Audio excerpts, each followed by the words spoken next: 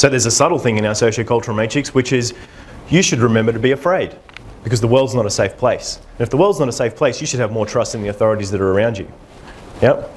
But at the same time, what's the contradictory image that we get from our society at the same time? There's a lot of paradoxes. What else? Our authorities sometimes act like little kids. Not to trust authority at the same time, right? So where does that leave you?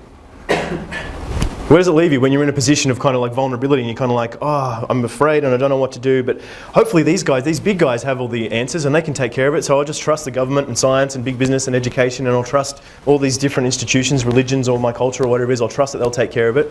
And then at the same time, we see those exact same institutions with massive corruption causing problems all over the place. So those institutions and those authorities are made out of people that are in the exact same position.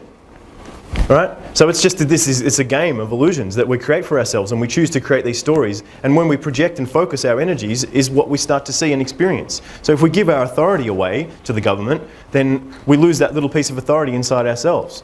And to be in your context, if you give your authority away to beautiful women, because beautiful women are some high status object that's supposed to validate you as a man because you're, basically presuppose that you're insecure and therefore having a beautiful man makes you a powerful man. If you give that authority away to that program, to that agenda of the socio-cultural matrix, you're going to be living in fear. And as soon as a beautiful woman presents to yourself, you're going to be like, oh, I'm really scared, I don't really know what to do now, because if I fuck it up with her, then obviously I'm going to be a failure, so therefore I better not do that, because if I'm a failure, then I'm actually going to be rejected from the socio-cultural matrix, and then I'm going to be vulnerable, and then I'm not going to know who I am, so I don't know what to do. So I might as well just protect myself, or just be really pleasant and really nice, and not make her feel awkward in any way, and not do anything, and not express any desires, and be completely indirect, and be all these things, right? Or I'll just won't talk to her, because I'll just pretend, and I'll go home and I'll masturbate about it later.